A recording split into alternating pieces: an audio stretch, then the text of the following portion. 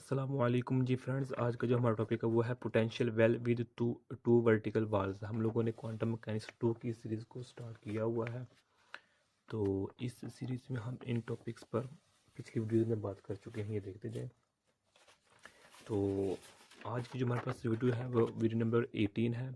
इसका a part है potential well with two vertical walls. तो आने वाली वीडियोज़ में इन टॉपिक्स पर वर्क करने की कोशिश करेंगे, ये देखते जाएं। तो आइए इसको स्टार्ट करते हैं। बिस्मिल्लाहिर्रहमानिर्रहीम, सल्लल्लाहु अला मुहम्मद सल्लल्लाहु अलैहि वसल्लम। सबसे पहले देखें कि जो हमारे पास ये डब्ल्यू के बी मेथड और कनेक्टिंग फार्मूलाज और जो मेरे पास एरीज फंक्शन है, इनका आप लोगों को थोड़ा बड़ा इल्म होना चाहिए।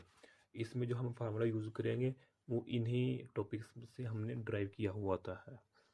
खैर, तो अब जिस तरह हमें नाम से शो हो रहा है डबल, ये डबल यानी कि ये देखिए हमारे पास क्या है, टू वर्टिकल वाल्स।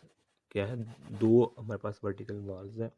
तो इसमें क्या है हमारे पास, ये देखें, ये एक ये वाल होगी, एक ये हमारे पास वाल होगी। ओके, तो यहाँ हमारे पास क्या है, vertical bar one one, vertical bar two है। ये हमारे पास x1 है, ये हमारे पास x2 है। ये दोनों क्या है, टर्निंग पॉइंट्स हैं। क्या है, टर्निंग पॉइंट्स है। ये हमारे पास क्या है, डिस्टेंस है, एक्स एक्सिस है।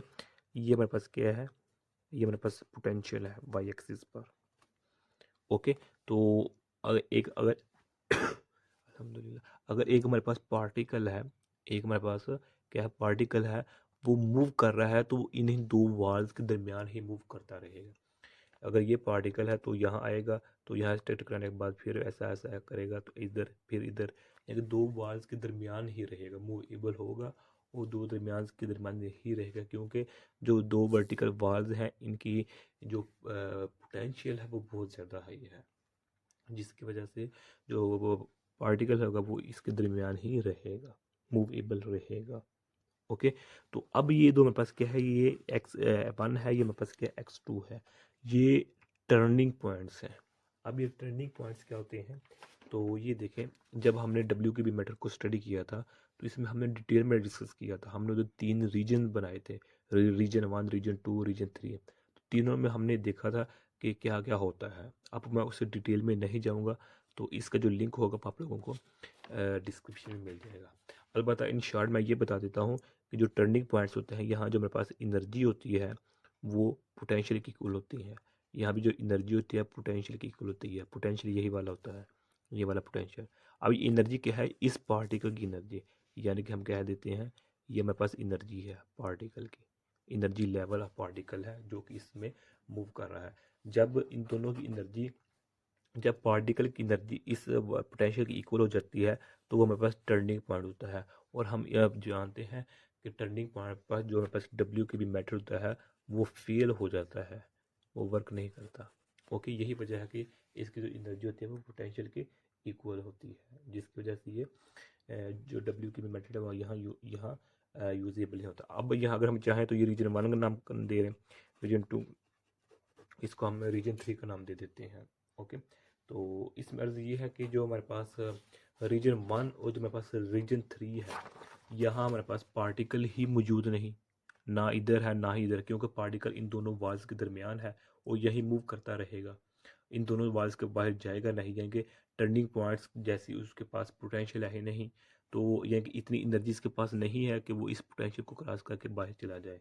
लिहाजा इस रीजन 1 और रीजन 3 में पार्टिकल मौजूद नहीं होगा। अगर पार्टिकल मौजूद नहीं होगा तो इसका मतलब क्या है कि वेव फंक्शन भी नहीं होगा।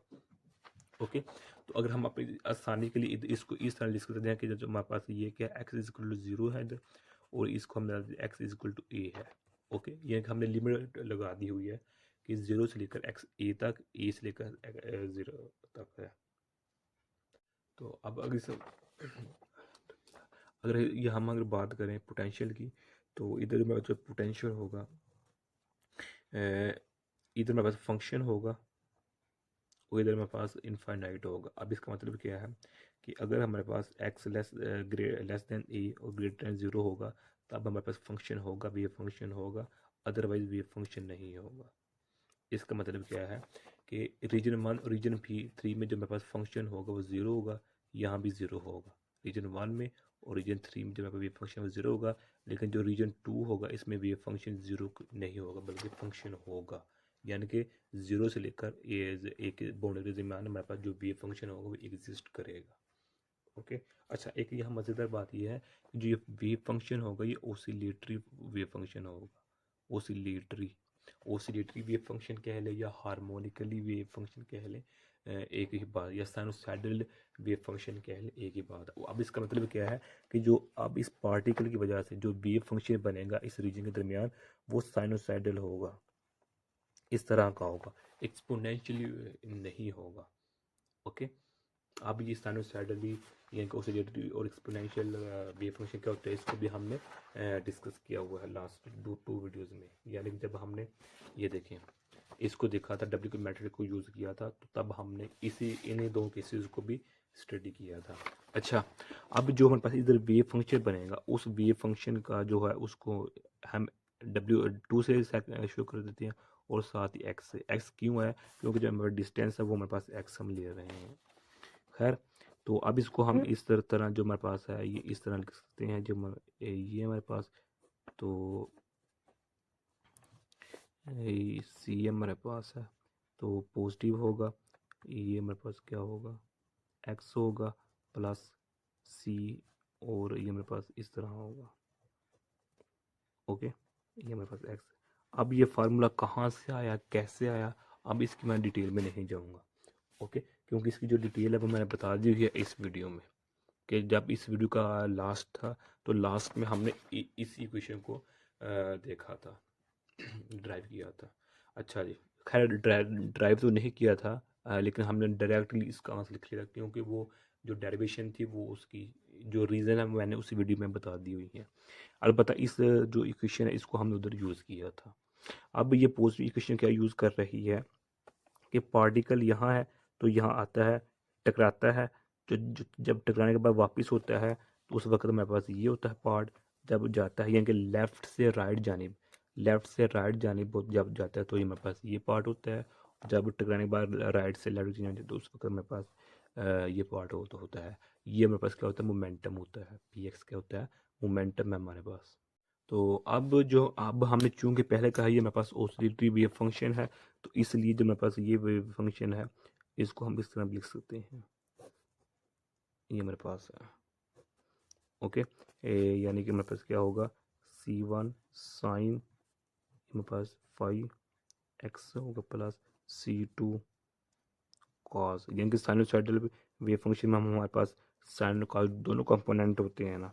इधर C प्लस कह लें या C नेगेटिव कर लें, वो अपनी मर्जी है। तो अब इसमें अर्ज क्या है कि जो मेरे पास ये फाई है ना, ये वाला फाई, ये वाली, इसकी वैल्यू क्या है? इसकी वैल्यू हमारे पास है, जो हमारे पास है वो इसके इक्वल है। ये हमारे पास है, ये हमारे पास, ओके, ये मेरे पास वैल्यू है। अब अगर हम बात करें जो ग्रिफिथ की बुक है, ग्रिफिथ की बुक पर ये नोटेशन है, और अगर हम बात करें जैटली की बुक तो जैटली की बुक पर इस तरह नोटेशन दिया गया है। बात एक ही है, जैटली की बुक पर ये नोटेशन है, ग्रिफिथ की बुक पर ये नोटेशन है।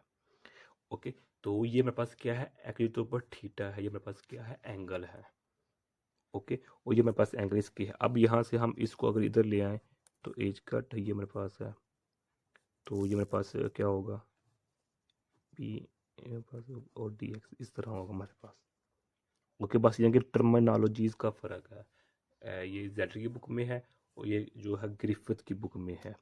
अब अगर हम बात करें कि जो हमारे पास है इस बाउंड्री कंडीशन पर, जो हम पहले ये अर्ज कर चुके हैं कि ये टर्निंग पॉइंट्स हैं, ये भी x1 टर्निंग पॉइंट है और ये हमारे पास x2 ये भी टर्निंग पॉइंट है। और टर्निंग पॉइंट पर जो हमारे पास वेव फंक्शन है वो ज़ीरो हो जाता है, यानी कि जो हमारे पास W के मेथड होता है वो यूजेबल नहीं रहता। ओके, यानी कि जब पार्टिकल इस बाउंड्री पर आता है, इस बाउंड्री इस जानिब तो हम पहले ही जानते हैं कि अगर मेरे पास पार्टिकल है दो सेकेंड रीजन में के अंदर ही है तो इस रीज में वेव पार्टिकल नहीं होगा, जब पार्टिकल नहीं होगा तो वेव फंक्शन नहीं होगा, ये तो हम पहले जानते हैं।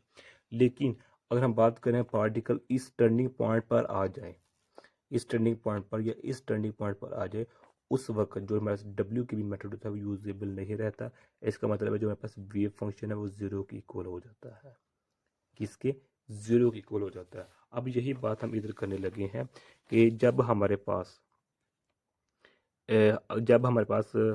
x is equal to zero है, यानी कि जब हमारे पास ये हमारे पास x is equal to zero ना, ये हमारे पास बाउंड्री, तो उस वक्त जो हमारे पास वेव फंक्शन होगा वो किसकी इक्वल होगा जी, ज़ीरो की इक्वल होगा। और इसी तरह जब हमारे पास x इज इक्वल टू ए होगा, यानी कि ये होगा हमारे पास, तो उस वक्त भी जब हमारे पास होगा वेव फंक्शन वो क्या होगा, ज़ीरो के इक्वल होगा। क्योंकि ये दोनों क्या है, ये भी टर्निंग पॉइंट है, ये भी टर्निंग पॉइंट है। तो टर्निंग पॉइंट पर जो जो हमारे पास डब्ल्यू का भी मेथड होता है वो फेल होता है, वो यूजेबल नहीं होता। तो इसलिए ये हमारे पास ज़ीरो की इक्वल आया है। अलबत्ता यहाँ एक बात है नोट करने वाली, कि जो हमारे पास होगा एंगल वो ज़ीरो की इक्वल नहीं होगा। सॉरी सॉरी, उसका यानी कि मेरे कहने का मतलब ये है कि जो हमारे पास साई है वेव फंक्शन वो ज़ीरो की इक्वल हो गया। ओके, अब जो हमारे पास साई की वैल्यू है वो हम यहाँ पुट करते हैं, यानी कि जो हमारे पास साई की वैल्यू क्या है, ये हमने ऊपर लिखी हुई है ना, ये देखिए साई की वैल्यू है, ये साई की वैल्यू हम यहाँ पुट करते हैं। तो ये हमारे पास क्या है, ये है। और जो हमारे पास क्योंकि हमने पहले कहा है कि हमारे पास एंगल है, तो हम इधर सिंपल जो एंगल है वो लिख लेंगे, यानी कि जो हमारे पास साइन और जो कॉस वाला कंपोनेंट है उसको हम उसकी फॉर्म में नहीं बल्कि हम सिंपल लिखने लगे हैं। ओके, तो जो मेरे पास क्या होगा कि 1/h कट, तो ये ज़ीरो से ए तक, क्योंकि मेरे पास ज़ीरो से ए तक है ना ये बाउंड्री, तो ये मेरे पास p x d x is equal to zero, ये मेरे पास किसकी इक्वल है, ये साई की इक्वल है। इसका सिंपल लिखने का मतलब क्या हुआ कि अब जो हमारे पास जो हमने ये फॉर्म एक ये फॉर्म लिखी है ना वेव फंक्शन की, एक ये फॉर्म लिखी है, तो सेकंड जो थर्ड फॉर्म है वो हमारे पास ये भी है, जो कि हमारे पास ये है साइन 1/h कट, तो ये मेरे पास ज़ीरो से ए तक है हमारे पास ना, तो ये ज़ीरो से ए तक हो गया, तो ये मेरे पास पी एक्स और d x is equal to, sorry ये मेरे पास वेव फंक्शन है। ओके, इस तरह लिख लें या इस तरह लिख लें या इस तरह लिख लें, एक ही बात है। ओके, तो अब जो मेरे पास ये है ना, ये पार्ट हमने लिख लिया हुआ है। सॉरी, इसमें एक चीज़ रह गई, वो जो मोमेंटम तो हमने लिखा नहीं, ये मेरे पास मोमेंटम है। ओके, तो मोमेंटम भी साथ आता है, तो ये फंक्शन है। ओके, तो अब साई, चूंकि ये जो साई है जीरो इक्वल हो चुका है, इसलिए हम यहाँ जीरो लिखेंगे, इज इक्वल टू ये है, तो यही चीज़ हमने इधर लिखी हुई है। अब ये चीज़ क्या है, डिवाइड हो रही है, इधर आकर जब मल्टीपल होगी तो ये भी ज़ीरो हो जाएगी, ये ख़त्म हो गई। अब हमारे पास ये बच गया है।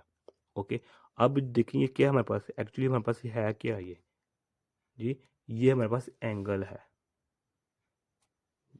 सॉरी, इसमें भी गलती होगी हमारे पास, गलती वो ये हो गया। अच्छा, पहली बात ये देखें कि जब ये हमने कहा ना, ये हमारे पास साई है, इस साई किसकी 1/px अंडर रूट साइन इसके इक्वल है, इसकी इक्वल है। अब हमने चूंकि कहा टर्निंग पॉइंट x1 पर भी, टर्निंग पॉइंट x2 पर भी जो हमारे पास साई होता है वो जीरो की इक्वल होता है, जिस तरह भी हमने ये कहा, तो यहाँ हम जीरो पुट करते हैं, तो ये जो जीरो है किसकी इक्वल हो गया, ये देखिए ये जो मेरे पास जीरो है, ये जीरो ये हो गया 1/px इसके इक्वल साइन, और क्या है ये देखें 1/h कट, ये बाउंड्री हो गया ज़ीरो से ए तक जो मेरे पास ये है, तो ये मेरे पास पी एक्स और डी एक्स ये मेरे पास हो गया। ओके, अब पी एक्स इधर आके क्या हो जाएगा, डिवाइड हो रहा है, इधर आकर मल्टीप्लाई हो जाएगा, तो ये ज़ीरो हो जाएगा, बाकी साइन बच गया। अब ये जो मेरे पास ये वाला पार्ट है ये किसकी इक्वल है, थीटा के इक्वल है, जिसको हम इधर फाई का नाम कह रहे थे। ओके, फाई कह लेंगे, थीटा कह लें, आप लोगों की अपनी मर्जी है। तो हम जानते हैं जब भी साइन थीटा या sine phi is equal to zero हो जाए, तो वहाँ जो हमारे पास थीटा होता है वो एन पाई के इक्वल हो जाता है। ये हमारे पास एक समझ लीजिए फार्मूला हमारे पास। ओके, तो लिहाजा अब हम क्या करेंगे, जो मेरे पास ये थीटा है ये मेरे पास किसकी इक्वल है, इसके इक्वल है, 0 से a तक है, dx है, तो इसको हम इक्वल कर देंगे n पाई के। ओके, तो अब क्या होगा, ये इधर डिवाइड हो रहा है, इधर आकर क्या हो जाएगा, ये मल्टीपल हो जाएगा, और यही हमारा आंसर है। ओके, तो यही हम फाइंड करना चाहते थे। तो ये मेरे पास क्या है, रिजल्टेंट इक्वेशन आ चुकी है for bound state with potential well with two vertical walls. तो यही आज का हमारे साथ टॉपिक था, जज़ाकल्लाह खैर। तो जो मेरे पास नेक्स्ट वीडियो होंगी, नेक्स्ट वीडियो में हम विद वन वर्टिकल वाल, विद नो वर्टिकल वाल, फिर उसके बाद जो मेरे पास होगी टनलिंग। अच्छा, जो अभी हमने इक्वेशन यूज़ की है ना ये वाली, इस इक्वेशन को हम इस टॉपिक में भी यूज़ करेंगे जब हम टनलिंग थ्रू पोटेंशियल बैरियर करेंगे। उसमें हम जो एग्जांपल यूज़ करेंगे ना इसकी अल्फ़ा डिके की, तो उसमें भी हम इस इक्वेशन को यूज़ करेंगे। तो आज का हमारा टॉपिक यहीं तक था। तब तक तब अगली वीडियो में हम विद वन वर्टिकल पर बात करने की कोशिश करेंगे। तब तक के लिए अल्लाह हाफिज़।